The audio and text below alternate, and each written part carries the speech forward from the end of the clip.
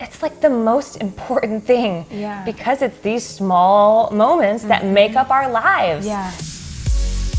Welcome to the I Am Mother of the Year podcast, where we equip and encourage moms just like you to move from isolation, fear, comparison, and chaos to community, compassion, peace, and freedom. We're so glad you're here.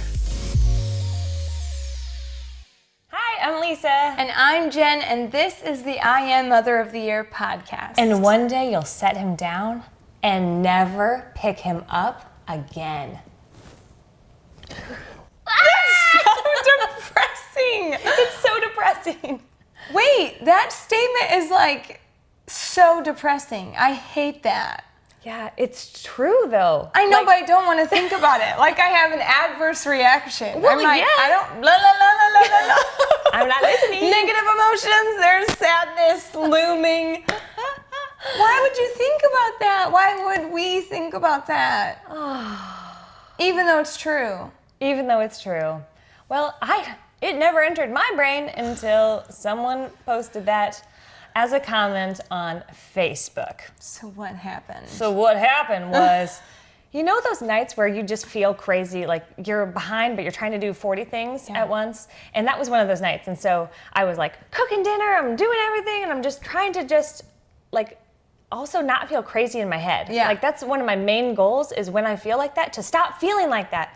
Which really, if I just focused maybe outwardly on the things like I'm doing, maybe that's another podcast for another time. Because I'm like, oh, what a good idea. That just came to me now. Yes, you're exerting so much energy trying to keep the crazy at bay in your mind, Right. though, that it's like, well, now I'm exhausted just trying to keep the crazy at bay. Yeah, just be crazy, right? I think that's what we're learning, okay? And so what happened, Cal just would not let me set him down. So he was 2 and like 37 pounds. Oh, man, child. Oh, just, and then you just switch. And you're stirring and dinner switch, and switch. Like, don't let the grease splatter and all this. And I'm like, so what do? I don't ever hardly do this, but I took a selfie with him and I posted it on Facebook thinking, the moms will support me. Yes, They rally. will encourage me. They will give me sympathy. Yes. Like, I just want a little sympathy. be like, Is that too much to ask? They're like, I've been there. Right, been there. Yeah. or Exactly. Mine was worse and make you feel better. Exactly. That's what I thought. I had triplets. Yeah. Something like that. Yes. I had to grow a third arm. It was a whole situation. This is what we're looking for. Exactly. Yeah. These are the acceptable responses. And so I got a string of every single, and they were moms. The moms who have gone before. Yes, The wiser. the veteran moms who, while they are right in saying what they said, I totally resented in the moment because they were like, you're going to miss these days. Oh, don't wish these days away. Like every version of that you can expect. And I was like, This is not helpful in the moment. I've got grease splattering and the stage 5 Klinger man-child. Ah. Can you come help me so that I don't miss these days? right, how about on the way? Yes. Right, Here to right. help. Like, someone take my child. Are you kidding me? Yes. And so I'm like, that is not helpful. Right. Thank you. I understand. You're probably right. However, Not super helpful right now. no, see me where I am, but we'll get there. Yeah. Because one mom who is like one of my mom's friends, so one of the childhood adult women that I, looked up to when I was growing up, and she posted, one day you'll set him down and never pick him up again. And That's so sad. It's so sad. It is so sad. But I read it, but I was so annoyed with all the other moms. Like, I'm like, whatever, just pass. Yeah. And so fast forward, like, I don't know, several months. Same situation. Like, it might as well have been just complete deja vu. Wasn't this it? You had like 19 minutes to Yes. do dinner, get ready, and then leave. Yes, you're right. I was You had like leaving. a work event or something. Yes, good memory. Heyo. Come on Best now. friend alert. Hello, there she is. And so I had like 19 minutes and Yes. I'm making dinner and then I'm like trying to get pretty and then I'm trying to just, everybody situated and all the Yes. things. And Cal came up to me and was like, Mommy, can you hold me and can you hold Mickey Mouse? And I'm like, no, I can't hold you and I can't hold Mickey Mouse, and let me tell you why. I have this to do and this to do and this to do and this to do. That was what's in my head. Yes. And so I remembered, like it pinged back to my mind.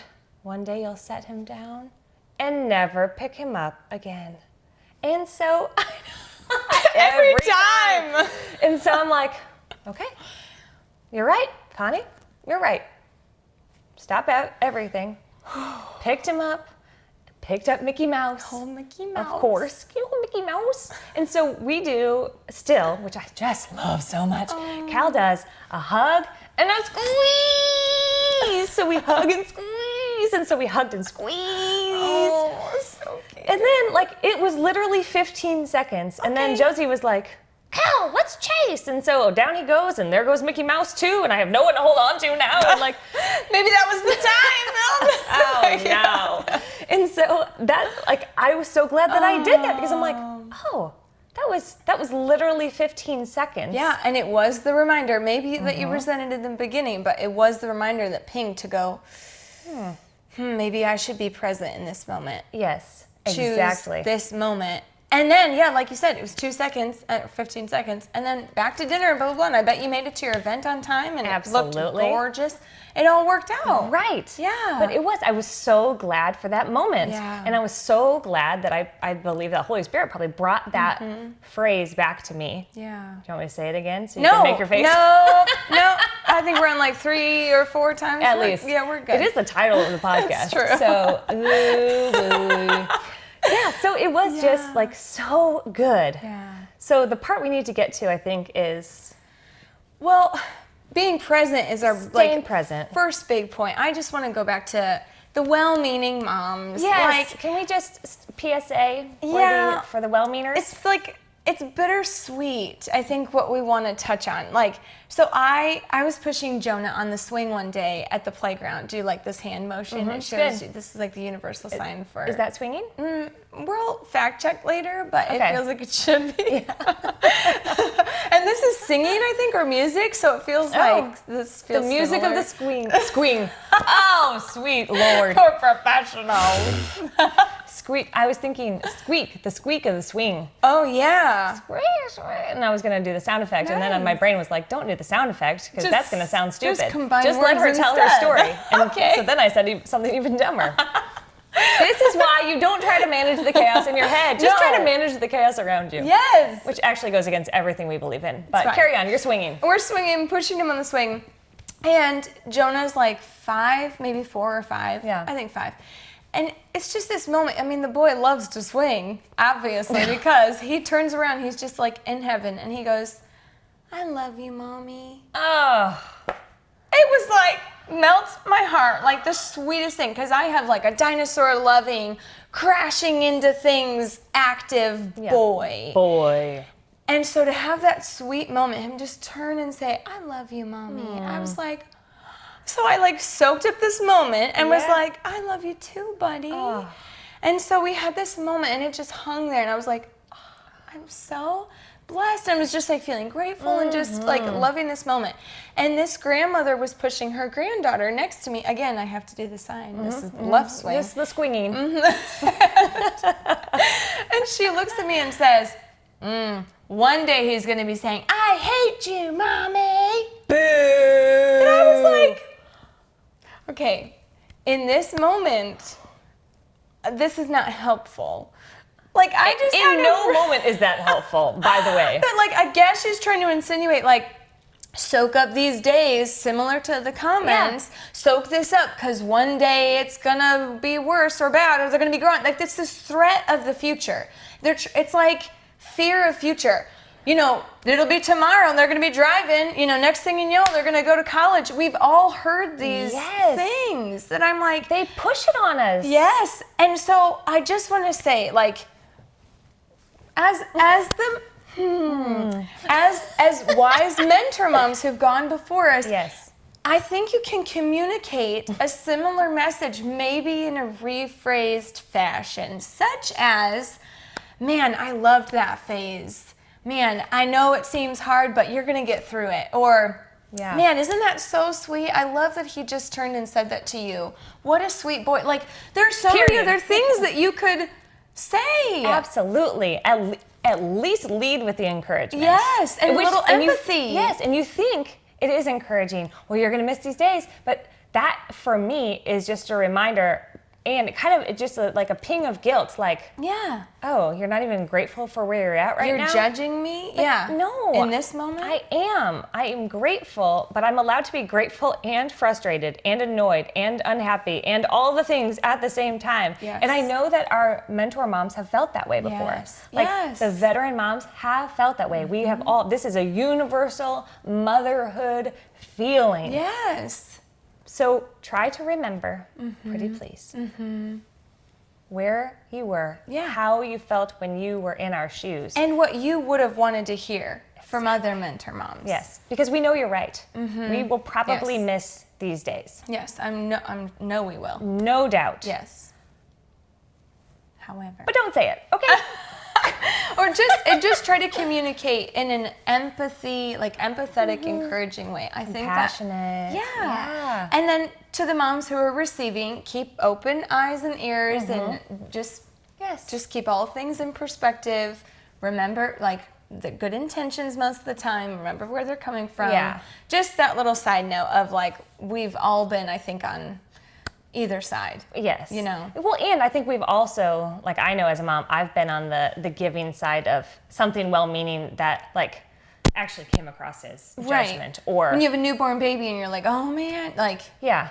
Or, you know, inserting my opinions, and we're like, we've all done that. So this is not a shame fest for our lovely mentor moms. We love you. Yes. We need you. We do. We need to soak in your wisdom. Yes. So thank you for being part of this community. Yes. Keep sharing Yes. everything that you share with us. Yeah. We need it. You get to give everything you wished you had as a younger mom. You know, like, so good. We could talk about this in another podcast too, but like, we asked my grandma once, like, who did you talk to as a mom of 3 back in the 50s? Like, who did you talk to about your mom's struggles or a bad day or and she's like, no one. In the 50s, you wore your pearls and you cooked dinner and you did not speak, and your children were in line, and it was, I mean, imagine. Oh, thank God I was not born or mothering in the 50s.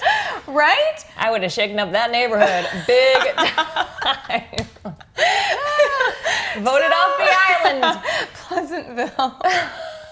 Totally. So I'm like, that's so lonely, Grandma. Like, that's so isolating. She's like, yeah, it was lonely. I felt like I had no one to turn to. No one was talking about their struggles. It was all just picture perfect. Here we go, sitting down for turkey dinner.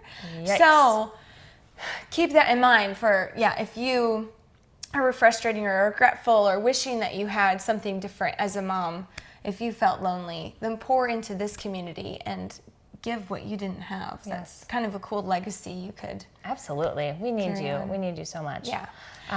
But yeah, let's move into, like, They're trying to prove the point of, like, stay present. stay present. Don't wish this away. Right. So we hear you, we see you, And it is a good and idea. it is a good idea to be stay present. Yeah. And that is so hard in the moments of chaos. Yes. It's hard in every moment. Yeah, totally. But it's like the most important thing. Yeah. Because it's these small moments that make up our lives. Yeah. And so, I don't know, how do you stay present? I try to slow down. Like sometimes it's like subtle ways that it takes me, like, bringing my eyes up and, like, looking around at my situation. Like, kind of take a mental picture of, like, man, we're swinging on the swing set and both kids are happy. Yeah. And everyone's, healthy and happy in this moment. And kind of, like, zooming out and going, man, yeah, it's a beautiful sunny day. This is a moment. This is a memory. I'm going to soak up the present right now. Oh, I love that. So zooming out. Zoom That's out. a great Look visual. at your surroundings and take a mental picture of, like.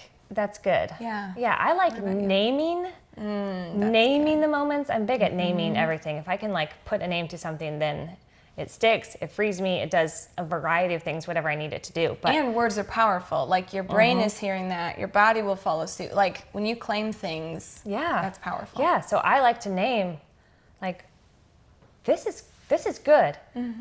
the sun is shining, like you said, like naming everything around you in the moment. The sun is shining, like we're sitting and we're coloring and doing sidewalk chalk outside, and look at how gifted Josie is as an artist, and look at how funny Cal is just going, you know, just like naming those things and not saying, I'm going to remember this forever, because I probably won't, but just saying, oh yeah, this is good. And I think that like leads into gratitude and just being grateful and thankful for all of these small moments. Because like I said, that's our whole lives. Totally. A series of just the teeny tiniest moments. And so I think gratitude, finding it even when you can't feel it, naming it when you can't feel it, zooming out when you don't feel like it, don't even think it's possible. Right. To see the blessings in like everything around you. Like, I bet if you zoomed out or you tried to name something, you could find one thing to be grateful for, even in your worst circumstances. Totally. Because I'm like, oh, how do you stay present in the chaos? Like when everything is crazy, I don't want to zoom out. It would stress me out. Zoom in. Just at the crack pot. You know, like one thing that's controlled and is going to be good tonight. Like, I don't want to see the mess and don't hit your sister and the chaos and the whatever. Like, so I'm like, that might not work in that situation. But you could be grateful and you could go, I'm going to be present and focus on the next right thing I need to do, and I'm going to be grateful that I'm going to look on the bright side. Like I'm going to say, you know what? This might feel stressful, but at least fill in the blank. Yeah. And we're all safe and healthy or whatever. Even if that's like, I mean, that's a huge thing to be grateful for, but on some of those bad days, that might be the one easy thing that you can find. And then I like your idea of naming it then. Yeah. I've like, yes. Even if it's in your head, you don't have to say, sunshine! You can. I've done it before. Well, I love the idea of your picture outside of like saying to your kids, wow, look, the sun is shining. Like, even if you did say it out loud as a statement, then your kids are soaking that up too. That's so true. Yeah, we do that a lot with sunrise and sunset. I always stop and go, oh my gosh, you guys, look at how beautiful the sunrise is. And then we say, good job, God. Oh, and it's just like the sweetest. So I love those moments. And those are the moments I will remember those for sure. Maybe not every one, but at least the general concept. Well, and someday, I love it. I'm not going to say the phrase. Cal is going to be a dad, maybe, probably. Oh. And he could say to his kids, good job, God. Looking at a sunset. Like, that's a legacy that huge. Jen, nobody asked you.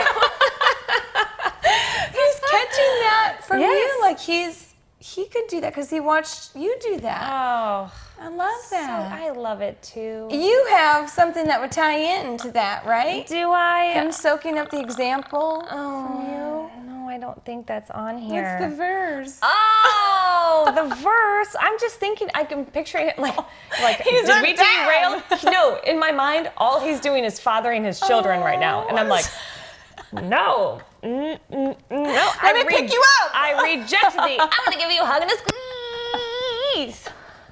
I'm sorry. Let's get Mickey Mouse up on set. Producer. Okay. Oh my gosh. Yes. So, but it is. Okay, so it's those small moments. And I think we get caught up in the chaos of, like, especially as we're heading into, like, we do all the holidays and all the back to schools and all the, like, every milestone. Yeah. Our culture is kind of obsessed with making those, like, the biggest deal on the planet. Yes. Like, you can't ask somebody to prom anymore without, like, renting a limo just for the ask. Yes. Like, people are asking in semi-trucks and all. I'm like, what is happening? See that jet plane drawing out your name in the sky? Right, what? What's the proposal gotta be then if this is prom? Oh, geez, forget it. It's true. My husband's turning 40 and I've been venting, like, I feel like we need a private jet and we all need to go to Fiji because it's 40. And it's like, or we could go camping. But it's like our society is so like, that's expectations of meet the bar and do the pictures perfect. Bar. Yeah. Exactly. And so it's like, man, we get caught up in those moments and that pressure and that chaos, not including all the chaos that just naturally exists around us. Yeah. Then we start trying to make things bigger and grander and create these huge moments. Yeah. Yeah. for our families, for our friends, for social media. for social media, everything. Yeah. Bigger is not always better. Like grander is not always greater. No, not when we're talking about these small moments and being Right. present and even the good and the bad. Right, and we'll probably remember the first trip to Disney World. Big, better, great, grand, yes, all of those things, but that's not what life is made up of. No. And so staying present and keeping that into perspective, just show up. Yeah. That takes all the pressure off. Do less, love more. Yeah, be grateful. Yes, just show up. Yeah. Your presence is enough. Yeah. For your kids, for your friends, for your family. It's enough. Yeah. You don't have to create this huge thing to either gain appreciation or make sure your kids love you or whatever. And I know the tendency is to do that because we're scared. Yeah. We're just scared.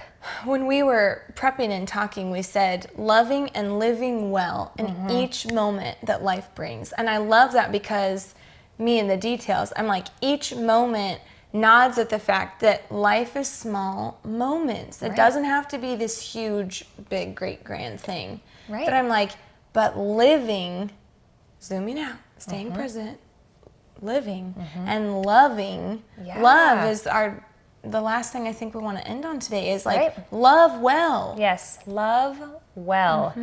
And I think when I first wrote this, because I wrote it as a blog initially a couple years ago, and it was like, I just want to love myself and love others the way that God loves me and loves others. And then we're like, if you don't know what that means, I found a verse for this. Yeah. And so I'm going to read, and we'll put it up on the screen too. Ephesians 5:1-3. This is from the Message version, which I love the Message version because we're just like talking to each other. But watch what God does, and then you do it. Like children who learn proper behavior from their parents. Mostly what God does is love you. Keep company with him and learn a life of love. Observe how Christ loved us by reading the Bible. His love was not cautious, but extravagant. He didn't love in order to get something from us, but in order to give himself to us. Love like that. Clear instructions. Clear instructions. Here's how you love. Yes, serve those around you extravagantly. Not looking for something in return. Yeah. That's a little convicting. Oh my gosh, yes. Yeah. So that's our encouragement to you today. And I'm going to say it one more time just because I love Jen's face. One day you will set him down and never pick him back up again. One day you're going to have a last kiss with your spouse and you might not even know it's happening. One day you're going to have that last phone call, the last text, the last moment, the last small moment. It's probably not going to be a big moment. It's going to be a small moment. But if you're able to try the best you can to stay present, stay grateful, learn to live a life of love, Yeah. that is living. Yeah. And we learn that from God, who, by the way, is always, always ready to pick you up and give you a hug and a squeeze.